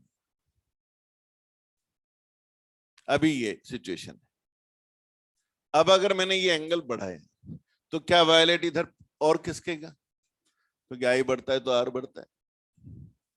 फिर और एंगल बढ़ाएंगे तो वायलेट यहां टच करेगा, पहले वायलेट टच करेगा, फिर एंगल और बढ़ाएंगे तो वायलेट का TIR होने लगेगा। सबसे पहले नंबर किसका आया? क्यों आया? क्योंकि उसका क्रिटिकल एंगल कम है। क्यों? क्योंकि म्यू उसके लिए ज्यादा था। तो सबसे प्रोबेबल कलर वॉयलेट है। सबसे पहले अगर TIR होने का नंबर आया ना तो वॉयलेट का है। और सबसे फिर और एंगल बढ़ाएंगे तो फिर येलो का भी TIR होने लगेगा, और एंगल बढ़ाएंगे तो रेड का TIR भी होने लगेगा। रेड का सबसे बाद में आए। एक तरह से मानो रेड सबसे कमजोर खिलाड़ी है, कच्चा है। सबसे शार्प कौन है? वायलेट। वो सबसे पहले TIR होंगे। सबसे अच्छा बच्चा, सबसे कमजोर बच्चा रेड है। उसका TIR हो गया ना, तो समझो जिस एक एंगल पे मैं आया और मुझे लगा रेड का TIR हो गया, तो ऐसा हुआ जैसे सबसे कच्चा बच्चा क्लास का पास हो गया, तो सब पास हो गए। इसका मतलब सबका TIR हो गया। और मैंने कहा यार वॉयलेट, और यार वॉयलेट का वो पास नहीं हुआ यार वॉयलेट, तो समझो कोई पास नहीं। मतलब वॉयलेट का TIR नहीं हुआ, किसी का नहीं हुआ, और अगर रेड का हुआ सबका हुआ। ये सिचुएशन है। सबसे ज्यादा प्रोबेबिलिटी किसकी है? वॉयलेट। और सबसे कम प्रोबेबिलिटी रेड। जैसे मैं आपसे एक स्टेटमेंट दूं, येलो का TIR हो रहा है, इससे आपको क्या मालूम पड़ा? वॉयलेट का हो रहा है, इंडिगो का, ब्लू का, ग्रीन का, ऑरेंज का? हाँ, नहीं हो रहा। ये गलत जवाब हो गया आपका। देखो, इस बात को ऐसे समझो, जैसे मैं कहूं कि यार मुझे एक बच्चा मिला आज, वो कह रहा था कि मेरे 630 नंबर थे, मेरे को मेडिकल कॉलेज मिल गया। तो मैं कहूं, सोच लूंगा अच्छा 630 से ऊपर वालों को सबको मिल गया होगा, पर मैं ये थोड़ी सोच सकता कि 625 वाले का क्या हुआ। हो भी सकता है, नहीं। तो ये बिल्कुल वैसी बात है। मैंने कहा कि येलो का TIR हुआ, तो भाई येलो से ऊपर के जो फ्रीक्वेंसी के कलर है उनका हुआ, पर मैं ऑरेंज के लिए और रेड के लिए मना कैसे कर सकता हूं कि नहीं हुआ? लेकिन अगर मैं ये बोलता, सवाल फिर बदल रहा हूं, यार वो एक बच्चा मिला था, वो कह रहा था 630 कट ऑफ थी सर, बात क्लियर होगी, 629 वाले का नहीं हुआ। ऐसे ही वो ऐसा बोलेंगे, yellow at this angle, yellow is incident critically. वो क्रिटिकल वर्ड यूज कर लें तो समझो कट ऑफ दिया, और केवल TIR वर्ड यूज किया तो कट ऑफ नहीं दिया। अगर वो कहते येलो इज इंसिडेंट क्रिटिकली, तो मैं बिल्कुल शार्पली कह देता ऑरेंज का नहीं हुआ। लेकिन उसने कहा येलो इज सफरिंग TIR, तो ऑरेंज के लिए मैं कहूंगा हो भी सकता है, नहीं भी हो सकता है, कांट से एनीथिंग। तो शब्द को पकड़ना पड़ेगा। उन्होंने क्रिटिकली इंसिडेंट बोला या केवल TIR बोला? क्रिटिकल का मतलब बाउंड्री बता दी, क्रिटिकल का मतलब कट ऑफ बता दिए। इससे पहले इसके बाद में अलग अलग सिचुएशन है, और TIR हुआ ये तो एक इंफॉर्मेशन है, कट ऑफ थोड़ी है। मेरे ख्याल से बात क्लियर हो गई। तो वो तो ऑप्शन डाल देंगे ना, may be, may not be, must be, कुछ भी ऐसे वर्ड जोड़ करके आपसे 4 ऑप्शन बनवा देंगे। तो हमें ये ध्यान रखना है कि उन्होंने कौन से शब्द काम में लिए। चलिए एक और सवाल करते हैं। यहां हमारे पास एक प्रिज्म है, ये प्रिज्म,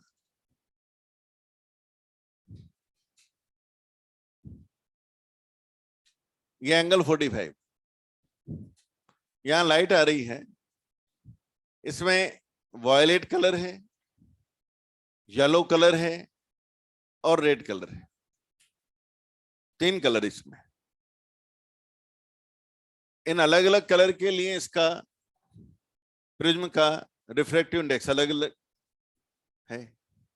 वॉयलेट कलर के लिए म्यू ज्यादा होता है ना, येलो के लिए थोड़ा कम है,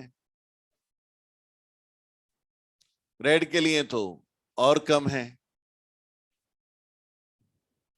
तीनों कलर का मिक्सचर यहां से आया। यहां रेड रेयर से डेंस में जा रहा था, तो अंदर जाने में कोई दिक्कत नहीं है। अब मैंने आपसे पूछा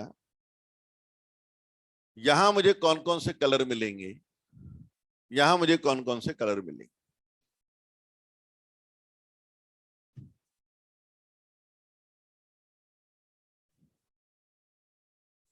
इधर कौन कौन से कलर होंगे और इधर कौन कौन से कलर होंगे। 3 कलर मेरे पास आ रहे। चलो बहुत सिंपल बात करें।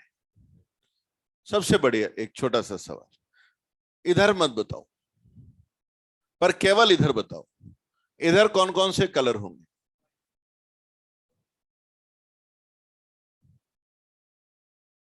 बहुत छोटा सवाल पूछा। बोले सर तो TIR देखना पड़ेगा, नहीं पड़े। अरे कुछ नहीं देखना पड़ेगा, सब होंगे इधर। बोले सर क्या बात कर रहे हो, सब होंगे? होंगे। इसलिए मैं कह रहा हूं जब ये कलर यहां एंट्री करेंगे, मान लो इस कलर का TIR हुआ, मान लिए, नहीं मालूम मुझे हुआ कि नहीं हुआ, पर इसका हुआ तो इधर आएगा, और नहीं हुआ तो भी इधर आएगा। ये बात जरूर है, TIR हुआ तो पूरा आएगा, TIR नहीं हुआ तो थोड़ा बहुत आएगा, पर आएगा तो सही ना यार। यानी हर कलर इधर तो आएगा ही आएगा। अब बात इतनी सी है कि पूरा आएगा या अधूरा आएगा। इसलिए नीचे तो सारे ही कलर आएंगे। हाँ, उधर सारे जाएं इसकी गारंटी नहीं है। जिसका TIR हो गया वो उधर नहीं जाएगा, जिसका नहीं हो पाया वो जाएगा। उसके 2 टुकड़े होंगे, जिसका नहीं हो पाया थोड़ा उधर जाएगा, थोड़ा नीचे आएगा, और जिसका TIR हो गया वो पूरा नीचे आएगा। तो तीनों का भी अगर TIR हो जाता है तो तीनों पूरा नीचे आ जाएंगे। किसी का भी TIR नहीं होता है तब भी तीनों नीचे तो आएंगे आएंगे, क्योंकि रिफ्लेक्शन तो सबका ही होना है। थोड़ा बहुत होगा, कम होगा, पूरा नहीं होगा भाई। इसलिए ये जवाब तो बनता ही है ना कि इधर तो सारे कलर आएंगे ही, इसमें कोई शक ही नहीं। पर ये होता इधर 100% कौन सा आएगा और इधर कौन कौन से आएंगे। अब चेक करते हैं। बोले सर सबसे पहला काम एंगल ऑफ इंसिडेंस चेक करो। एंगल ऑफ इंसिडेंस चेक करो। ये एंगल ऑफ इंसिडेंस, ये 45, ये 45, तो ये भी 45 आई आ गया। अब क्रिटिकल एंगल चेक करो इसके लिए।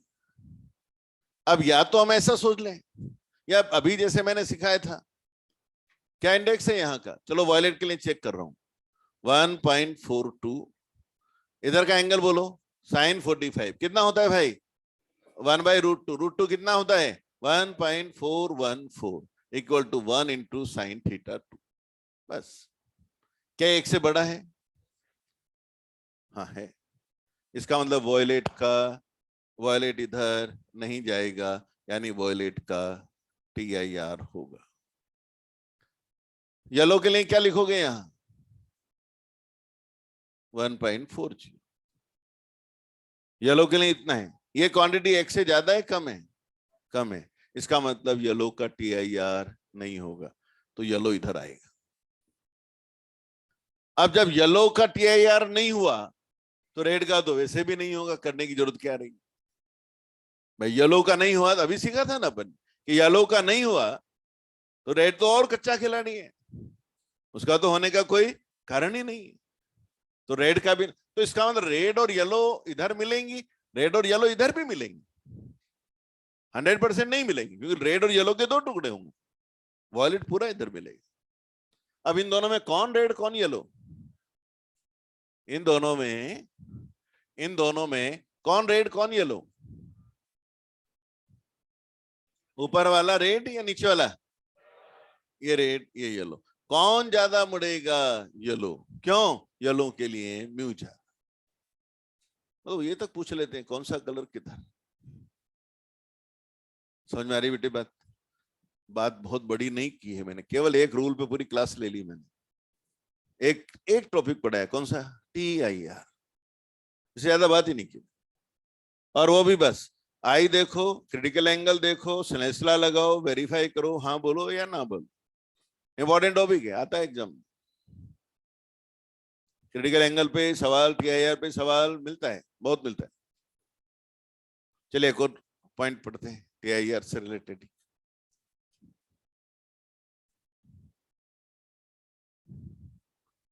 यहां मान लीजिए एक इंटरफेस, और यहां एयर है, यहां लिक्विड है जिसका इंडेक्स म्यू। यहां एक बल्ब है, यहां पर एक बल्ब है, इसकी लाइट बाहर आनी, एयर में आनी। अब हम जानते हैं ये लाइट बाहर आ जाएगी, डेंसर एयर जा रहे हैं, पर नॉर्मल वाले को दिक्कत नहीं आती है, नॉर्मल वाली लाइट तो बाहर निकल जाती है। यहां कोई पर्सन होगा, उसे बल्ब दिख जाएगा, कोई दिक्कत नहीं आएगी। ये लाइट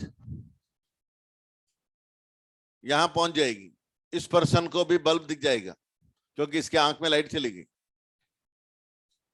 ये वाली लाइट यहां पहुंच जाएगी, नॉर्मल से दूर, इसको भी ये बल्ब दिख जाएगा। जो लाइट यहां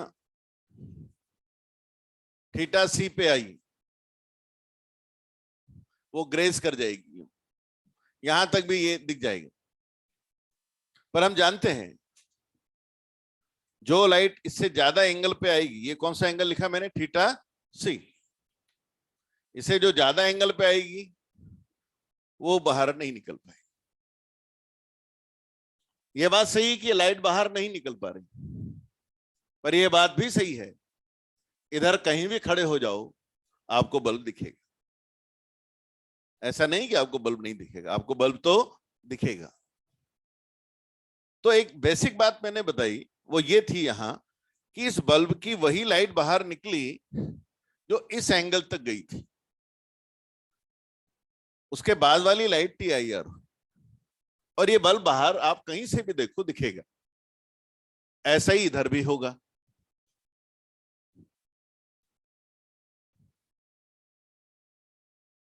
इसके इधर इन सबको ये बल्ब दिखेगा, पर जो भी लाइट बाहर आएगी इधर भी यही होगा। केवल जो लाइट बाहर आई वो यहां से लेके यहां के बीच वाली लाइट ही बाहर आई। अब ये ऐसे, इसमें जो लाइट गई थी वही बाहर आई, पर ये भी एक लाइन बना रखी ऊपर, पर 3 डायमेंशन में जाएंगे तो ये कौन बन जाएगा। तो पूरी सरफेस पे जब आप जाएंगे तो यहां एक सर्कुलर पेज बनेगा, ब्राइट पेज बनेगा। जो भी लाइट बाहर आएगी वो इसी से बाहर आएगी, बस इस सर्कुलर एरिया से ही बाहर आएगी। और अगर इस एरिया को मैं ढक दूं तो बाहर में किधर से भी ट्राई कर लूं मुझे बल्ब दिखाई नहीं देगा। पूरी सरफेस को कवर करने की जरूरत नहीं है, केवल ये सर्कुलर एरिया कवर कर दूं। एक डिस्क रखने की जरूरत पड़ेगी। ये तो बल्ब लिया था मैंने, अगर ये मछली होती तब यही बात थी, मछली भी बाहर नहीं, जब बल्ब भी नहीं दिख रहा है तो मछली तो कम लाइट आएगी वहां से, तो वो तो कैसे दिखेगी। तो अगर हमें कोई, जैसे मछली पानी में है और हम ये चाहते हैं कि वो बाहर से दिखाई नहीं दे, तो आपको पानी की पूरी सतह को कवर करने की जरूरत नहीं है। एक पर्टिकुलर एरिया कवर कर दो, वो बाहर से कहीं से भी कोशिश करो, इधर भी इधर उधर झांक के देखने की कोशिश करो, वो नहीं दिखेगी अगर आपने एरिया कवर कर लिया तो। जैसे एक छोटा सवाल आपसे पूछूं पहले, कैलकुलेशन पे जाने से पहले, अगर मैं इस बल्ब की गहराई बढ़ा देता हूं, इस बल्ब की गहराई बढ़ा देता हूं, तो बताइए जो डिस्क मुझे जरूरत पड़ेगी वो छोटी डिस्क की जरूरत पड़ेगी इसको ढकने के लिए या बड़ी डिस्क? देखो आंसर डिफर कर रहा है, चलो बात करेंगे। दूसरी बात, अगर मैं इसकी गहराई बढ़ा देता हूं तो बाहर जो लाइट निकलेगी उसकी क्वांटिटी कम होगी ज्यादा होगी, वही होगी। इस बल्ब को गहराई बढ़ा देता हूं तो ये जो लाइट बाहर निकल रही है इससे, उसकी टोटल क्वांटिटी कम होगी ज्यादा होगी वही रहेगी। अब आप जो है, अब आप इनका जवाब नहीं दे पा रहे, क्यों? कई लोगों के सवाल आता होगा, रिपीटर है, रेडियस निकाल देंगे, फार्मूला याद है h upon under root mu square minus 1। अब जवाब दो ना कराता है तो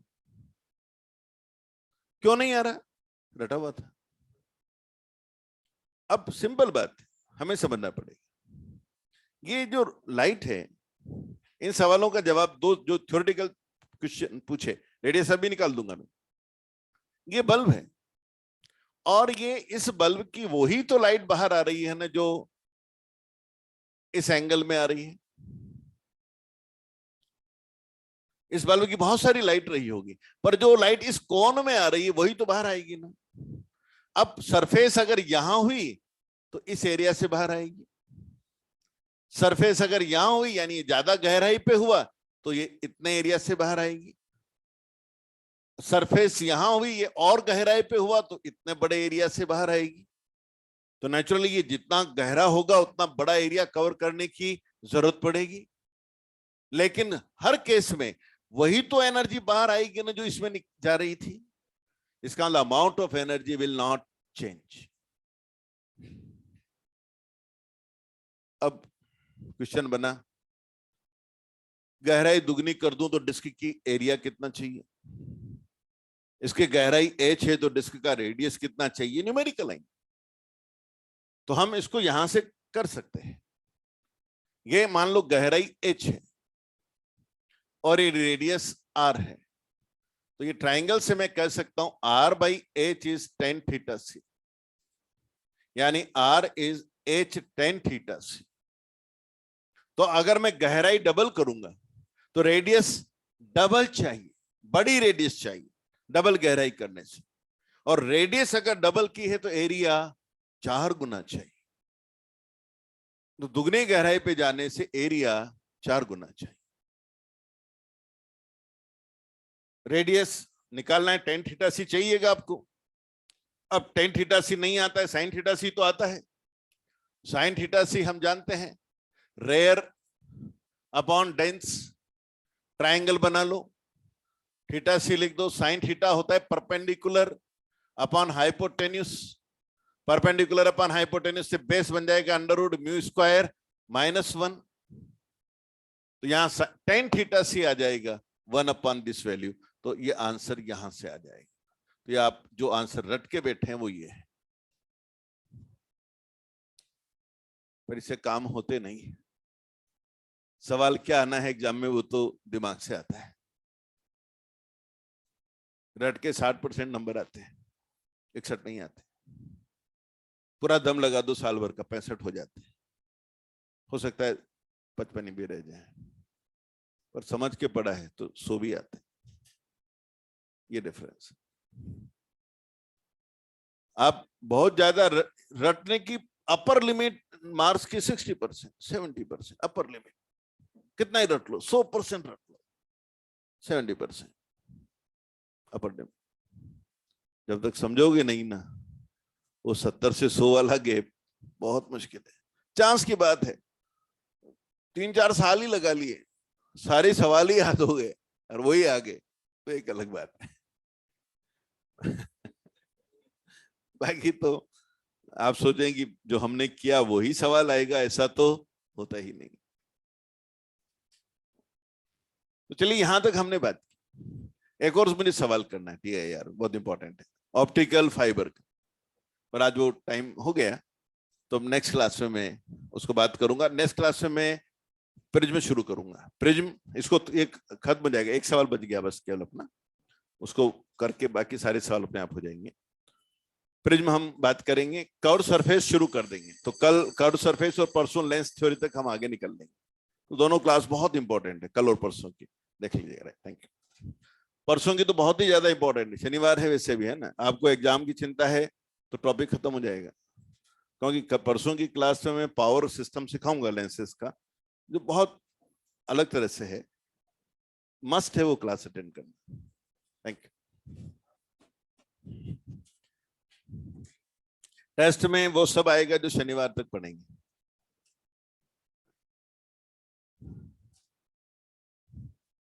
हाँ भाई, इधर ऑनलाइन सब ठीक रहा?